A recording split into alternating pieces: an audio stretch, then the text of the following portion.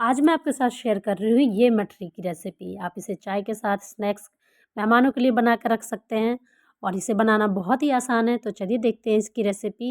इसे बनाने के लिए मैंने लिया है यहाँ पे एक बंच मेथी। मेथी के पत्ते लेने हैं, सिर्फ आपको डंठल बिल्कुल भी नहीं लेनी है। इसे मैंने अच्छे से साफ़ कर लिया है, 4 से 5 बार इसे मैंने धो लिया है और इसे बारीक काट लिया है। अब यहाँ एक कढ़ाई गर्म करके मैं इसमें डाल रही हूँ 1 बड़ा चम्मच घी। घी में मैं डाल देती हूँ मेथी को। मेथी यहाँ मैंने डाल दिया है। अब इसे हमें इसी तरह से थोड़ी देर के लिए इसे 4 से 5 मिनट बस इसे पकाना है, ताकि इसका जो मॉइस्चर है वो ख़त्म हो जाए एक तो, और ये सॉफ्ट हो जाए। दूसरा, इससे क्या होगा, मेथी की जो कड़वाहट है ना वो ख़त्म हो जाती है। मेथी को जब तक पकाना है जब तक कि इसका मॉइस्चर जो है ख़त्म ना हो जाए, बिल्कुल इस तरह से ड्राई हो जाए। अब इसे निकाल कर ठंडा कर लीजिए आप। यहाँ मैं ले रही हूँ एक बर्तन, इसमें डाल रही हूँ मैं 1 कप मैदा। मैदा को आप पहले छान लीजिए। इसके बाद इसमें मैं डाल रही हूँ 1 कप बारीक वाली सूजी। तो यहाँ मैं डाल रही हूँ 1 कप बारीक वाली सूजी। आप इसे सिर्फ मैदे से भी बना सकते हैं, पर इस तरह से ये ज़्यादा क्रिस्पी बनेगा। इसे भी छान लेना है। तो ये देखिए मैंने इसे भी छान लिया है। इसके बाद इसमें मैं डाल रही हूँ 1 कप से थोड़ा सा कम गेहूं का आटा, और इसे भी छान लेते हैं। अब इसमें मैं डाल रही हूँ 1 टेबलस्पून कश्मीरी लाल मिर्च पाउडर। 1 टेबलस्पून यहाँ पे मैं डाल रही हूँ हल्दी पाउडर। 1 टेबलस्पून यहाँ डाल रही हूँ क्रश करके अजवाइन। 1 टेबलस्पून यहाँ पर डाल रही हूँ मैं कलौंजी। साथ ही 1 टेबलस्पून यहाँ पर नमक ऐड कर दीजिए। इसके बाद डाल रही हूँ 1 टेबलस्पून चीनी। चीनी की मात्रा जो है थोड़ा सा ही डाल देंगे। अब इसे आप अच्छे से मिक्स कर लीजिए। इसे आप हाथों से इस तरह से बहुत अच्छे से मिक्स कीजिए। इसके बाद इसमें जो हमने मेथी को फ्राई करके रखा था वो डाल दीजिए, और इसे भी हाथ से आपको इस तरह से बहुत अच्छे से मिक्स करना है, बिल्कुल भी इसमें लम्स नहीं बचना चाहिए। तो इस तरह से इसे बिल्कुल अच्छे से मिक्स कर लीजिए। अच्छे से मिक्स करने के बाद यहाँ पे मैं डाल रही हूँ 1 बड़ा चम्मच घी। घी जो है डाल दीजिए इसमें। अब इसको आपको अच्छे से मिक्स करना है, बिल्कुल भी इसमें लम्स ना हो। ये देखिए इस तरह से बिल्कुल अच्छे से मिक्स करना है। ये देखिए, और आपको मुट्ठी बांध के देखना है, इस तरह से बन जाए हल्के हाथों से। तो ये देखिए अब हमारा जो ये है रेडी है आटा। अगर आपको ज़रूरत लगे तो मोइन थोड़ा और डाल सकते हैं।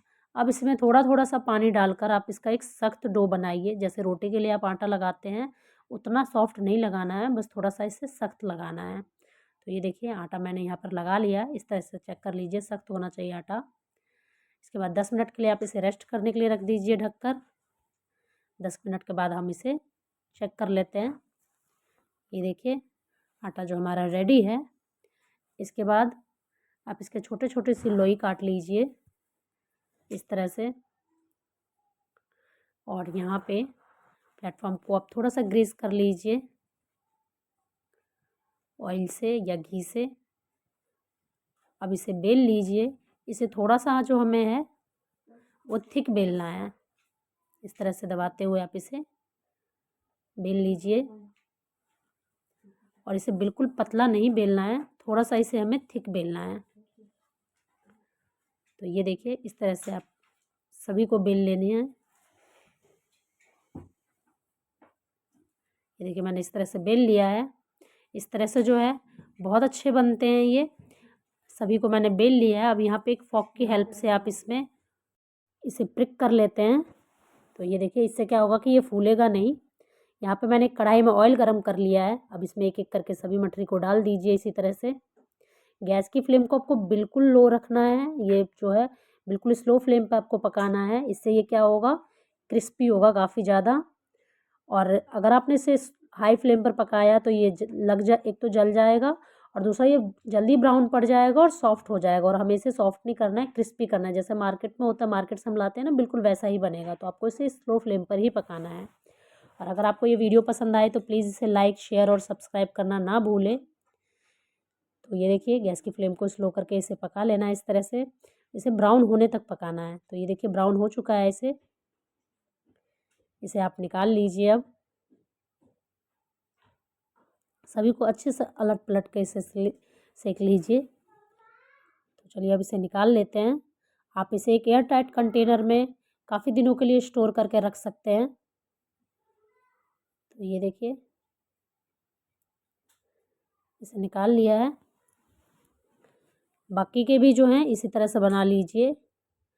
अब मैंने कुछ लंबे वाले भी बनाए हैं इस तरह से, ये देखिए। आप मनचाहे शेप में आप इसे बना सकते हैं।